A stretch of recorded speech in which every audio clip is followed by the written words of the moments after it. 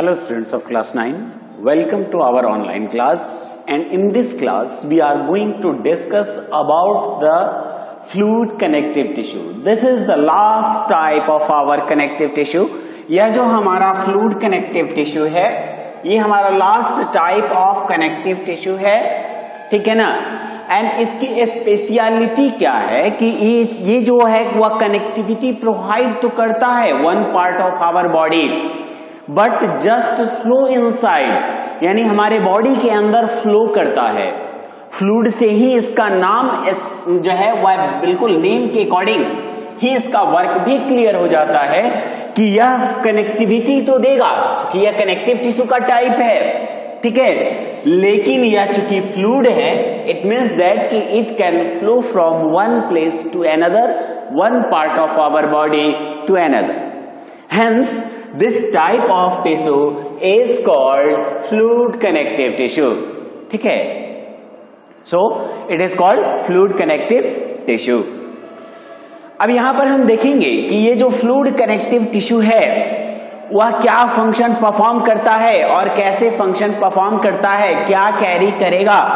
तो यह fluid connective tissue हमारे बॉडी में डिफरेंट सब्सटेंसेस को एक पार्ट से दूसरे पार्ट तक ले जाने और लाने का काम करता है, यानी उसको ले जाता है एक पार्ट से दूसरे, दूसरे से नेक्स्ट, नेक्स्ट टू नेक्स्ट। इस तरह से वह डिफरेंट सब्सटेंसेस को हमारे बॉडी में कैरी करने का काम करता है। इसमें बहुत सारे एसेंशियल सब्सटेंसेस भी होते हैं, इनऑर्गेनिक सब्सटेंसेस भी होते हैं, ऑर्गेनिक भी। इसमें आपका सबसे पहले एसेंशियल हो जाता है कि आपके बॉडी में रिक्वायरमेंट है न्यूट्रिएंट्स के, न्यूट्रिएंट्स कैरी करेगा, ठीक है, एसेंशियल है। ऑक्सीजन कैरी करेगा, या और भी बहुत सारी चीजें, हार्मोन्स कैरी करेगा, ठीक है, वेस्ट कैरी करेगा,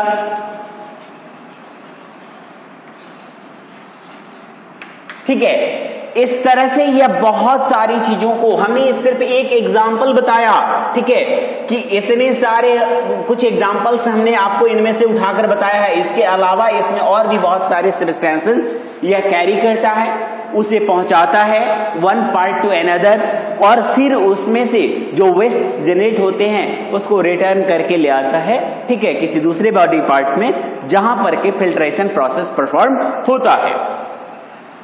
तो ऐसा कनेक्टिव टिश्यू जो कि कनेक्ट करता है एक ऑर्गन को दूसरे से, एक बॉडी पार्ट को दूसरे से, बस जस्ट उस बॉडी पार्ट में फ्लो करके, एक बॉडी पार्ट से दूसरे बॉडी पार्ट में फ्लो करके, और इसे हम लोग कहते हैं फ्लूइड कनेक्टिव टिश्यू। इसे हम लोग वैस्कुलर टिश्यू भी कहते हैं, because it flow inside the vessels, ठीक है। इस कनेक्टिव टिश्यू को हम लोग क्या कह सकते हैं, तो इस कनेक्टिव टिश्यू को हम लोग वैस्कुलर टिश्यू के नाम से भी जानते हैं, ठीक है, vascular tissue. It is also known as vascular tissue.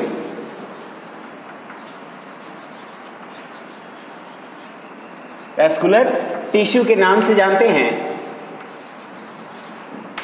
Because it flow inside the vessels, यानी कि यह नलियों में, वेसल्स के अंदर फ्लो करता है, ठीक है, वन पार्ट टू अनदर जाता है, ठीक है, और इसीलिए इसे हम लोग वैस्कुलर टिश्यू के नाम से जानते हैं। हमारे बॉडी में ब्लड वेसल्स होते हैं, आपको पता है कि इसमें वेन्स, आर्टरीज और कैपिलरीज होती हैं, ठीक है, और इन्हीं वेन्स, आर्टरीज और कैपिलरीज के अंदर ये फ्लूइड टिश्यू मोस्टली फ्लो करते हैं। अब इसमें आगे हम लोग देखेंगे कि यह जो फ्लूइड कनेक्टिव टिश्यू है, ठीक है, यह ब्लड वेसल्स में फ्लो तो करता है, और इसमें डिफरेंट टाइप्स ऑफ अलग अलग सब्सटेंसेस होते हैं जो इसके फ्लो को नियंत्रित करते हैं, जिसमें हार्मोन्स और एंजाइम्स और डिफरेंट टाइप्स ऑफ प्रोटीन्स आते हैं।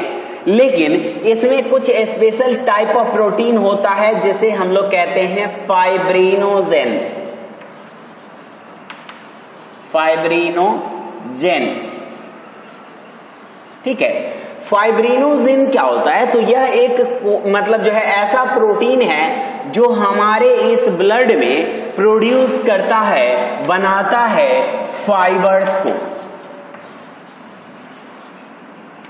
ठीक है। लेकिन अगर ये फाइबर्स ऐसे ही बनने लगे तो हमारे ब्लड के फ्लो को, हमारे जो ब्लड वेसल्स हैं उसमें वह ब्लॉकेज क्रिएट करेगा। वह क्या करेगा? एक ब्लॉकेज क्रिएट कर देगा, जिससे कि यह ब्लड वेसल्स यहां तक तो जाएंगे लेकिन इसके आगे यह फ्लो नहीं कर पाएंगे। जहां भी ऐसा फाइब्रस प्रोजेक्शन बना ऐसा हो जाएगा। लेकिन यहां पर ये रूल कहता है कि यह जो फाइब्रिनोजेन है यह एक कोआगुलेटिंग कंपोनेंट कहलाता है। क्या है ये? कोआगुलेटिंग।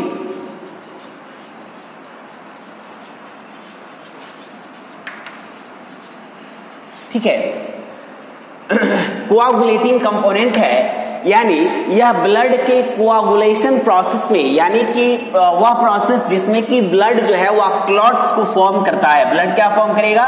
तो क्लॉट्स को फॉर्म करता है, ठीक है। और जिस समय क्लॉटिंग की नेसेसिटी होती है उसी समय यह फाइब्रिनोजेन प्रोड्यूस करता है फाइबर्स को, जिससे कि यह परफॉर्म होता है प्रोसेस कोआगुलेशन, ठीक है। और इस तरह ब्लड का क्लॉट बन जाता है। यह ब्लड का क्लॉट तब बनता है जब आपके बॉडी में किसी तरह का कट या वाउंड होता है, ठीक है। इससे फायदा क्या होता है? तो कोआगुलेशन प्रोसेस से जो क्लॉट्स बनते हैं वह जब सॉलिड मतलब जो है सॉलिडिफाई हो जाते हैं तो ऐसे कंडीशन में वहां पर वह प्रिवेंट करते हैं एक्सेसिव ब्लीडिंग को। इसके बारे में और भी इंफॉर्मेशन गेन करेंगे जब हम लोग फर्दर इसके बारे में डिस्कस करेंगे। आगे जब हम लोग ब्लड टिश्यूज के बारे में डिस्कस करेंगे उसमें। अब इसमें यह जो आपका फ्लूइड कनेक्टिव टिश्यू होता है, इस फ्लूइड कनेक्टिव टिश्यू के मेनली दो टाइप होते हैं। फ्लूइड कनेक्टिव टिश्यू जो होता है उसके कितने टाइप होंगे? तो इसके मेनली दो टाइप होते हैं। एक होता है जिसे हम लोग कहते हैं ब्लड, एक होता है ब्लड, और दूसरा जो होता है वह होता है आपका लिम्फ।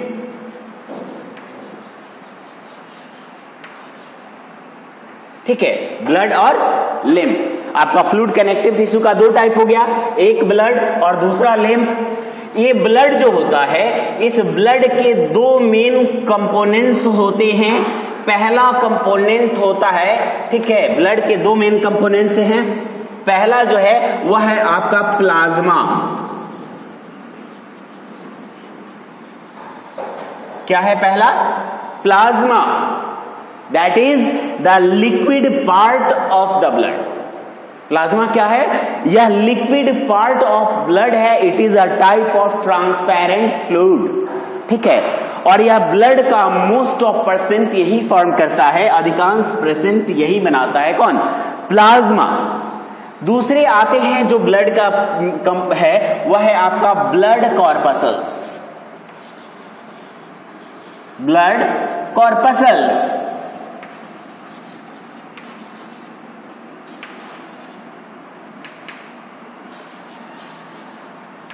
ठीक है, ब्लड कॉर्पसल्स होते हैं ये। और यही ब्लड कॉर्पसल्स को हम लोग ब्लड सेल्स के नाम से भी जानते हैं, ब्लड सेल्स, ठीक है। ये जो ब्लड कॉर्पसल्स होते हैं ये भी तीन टाइप के होते हैं, ठीक है। कितने टाइप के होंगे ब्लड कॉर्पसल्स? तीन मेन टाइप होते हैं इसके, आपने पहले पढ़ा भी होगा, ठीक है। पहला होता है जिसे हम लोग कहते हैं RBC, ठीक है। RBCs यानी रेड ब्लड कॉर्पसल्स या रेड ब्लड सेल्स के नाम से जानते हैं। RBCs को हम लोग क्या कहते हैं? रेड ब्लड सेल्स या रेड ब्लड कॉर्पसल्स।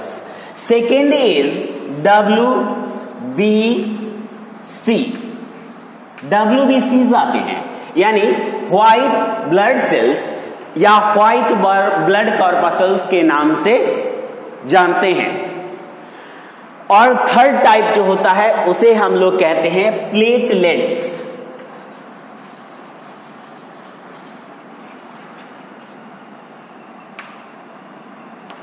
ठीक है। थर्ड टाइप होता है, उसे हम लोग कहते हैं प्लेटलेट्स। इसको कुछ अनदर नेम भी प्रोवाइड किया जाता है। आरबीसी को हम लोग कहते हैं एरिथ्रोसाइट्स। क्या नाम देते हैं? एरिथ्रोसाइट्स।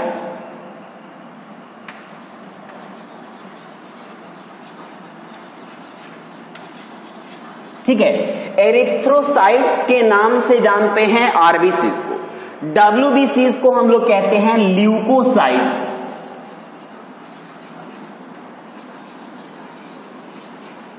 डब्ल्यूबीसीज को हम लोग कहते हैं ल्यूकोसाइट्स, और प्लेटलेट्स जो होता है उसे हम लोग कहते हैं थ्रोम्बोसाइट्स।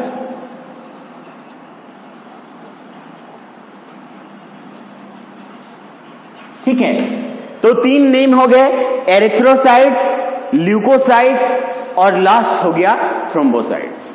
ये आपने जो है स्टडी करना है। आरबीसी के बाद हम लोग आएंगे डब्ल्यूबीसीज पर, तो ये भी फर्दर डिफरेंट टाइप्स में डिवाइड होता है। ठीक है, चलिए हम लोग डिवाइड करेंगे अब किसको? डब्ल्यूबीसीज को। ये आपको एसेंशियली इस तरह से आपको बनाना है, आगे आपको एक चार्ट बनाते जाना है, जिससे कि आपको यह जो है रिमेंबर करने में, याद रखने में आसानी हो। ठीक है,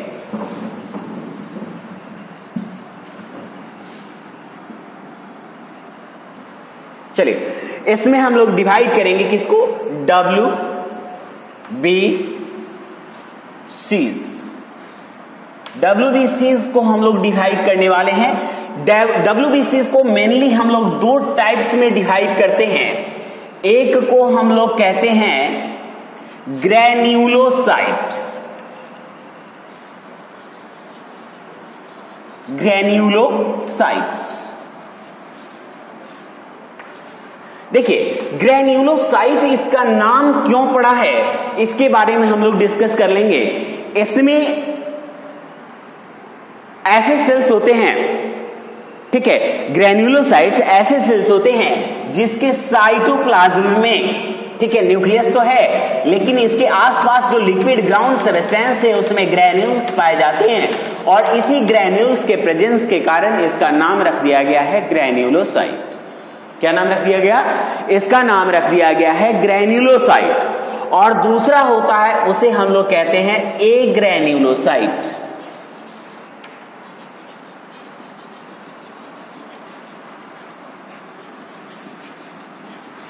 ठीक है, ए ग्रैन्युलोसाइट कहते हैं, यानी इसके जो सेल्स होते हैं उसके साइटोप्लाज्म में किसी तरह का ग्रैन्युलर सब्सटेंस अवेलेबल नहीं होता। ठीक है, और इस तरह इसमें दो पार्ट हो गए डब्ल्यूबीसीज के, है ना, ग्रैन्युलोसाइट्स और ए ग्रैन्युलोसाइट्स। अब हम लोग देखेंगे फर्दर, ग्रैन्युलोसाइट्स के भी तीन टाइप होते हैं। ठीक है, जो ग्रैन्युलोसाइट्स होते हैं इसके भी तीन अलग अलग टाइप्स होते हैं। ठीक है, ग्रैन्युलोसाइट्स जो होते हैं इसके तीन अलग अलग टाइप्स डिवाइड किए गए होते हैं। पहला जो टाइप होता है उसे हम लोग कहते हैं, ठीक है, एसिनोफिल्स।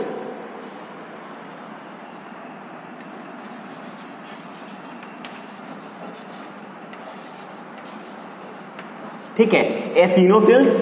दूसरा होता है उसे हम लोग कहते हैं बेसोफिल्स। बेसोफिल्स। थर्ड होता है उसे हम लोग कहते हैं न्यूट्रोफिल्स।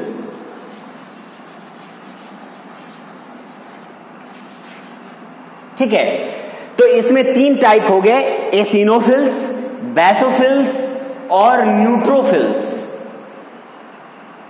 ठीक है स्टूडेंट्स, अब नेक्स्ट है कि यह जो आपका ए ग्रैन्युलोसाइट है इसके भी दो टाइप्स होते हैं। ठीक है, कितने टाइप्स होंगे इसके? तो इसके दो टाइप्स होते हैं।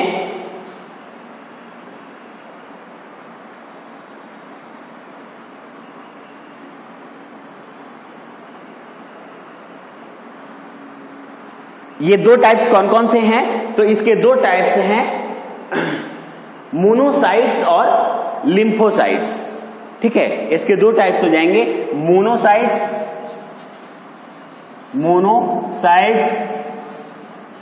और दूसरा हो जाएगा जिसे हम लोग कहते हैं लिम्फोसाइट्स।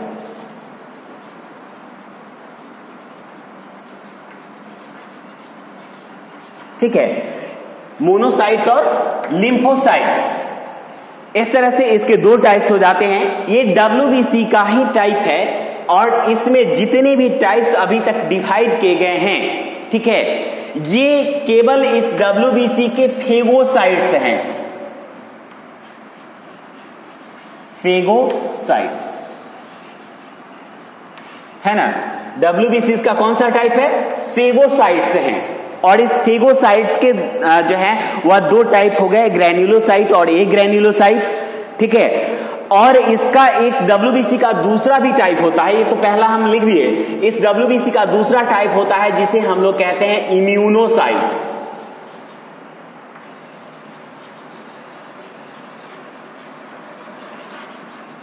ठीक है, इसका कोई फर्दर डिवीजन नहीं है। और हम लोग वैसे भी जानते हैं कि RBC is responsible for carrying of oxygen and carbon dioxide within the body, while WBC is responsible for provide immunity, और it means that it helps our body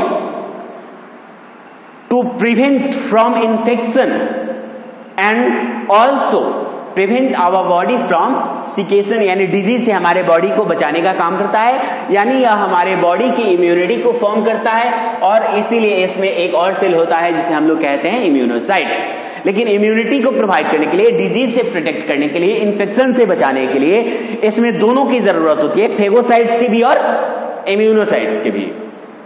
चलिए इसके डिटेल जो फंक्शन होगा वो हम लोग आगे फर्दर डिस्कस करेंगे। तो इस तरह से हमने आपको जो फ्लूइड कनेक्टिव टिश्यूज होते हैं उनके कितने टाइप्स होते हैं उसके बारे में हमने आपको बताया।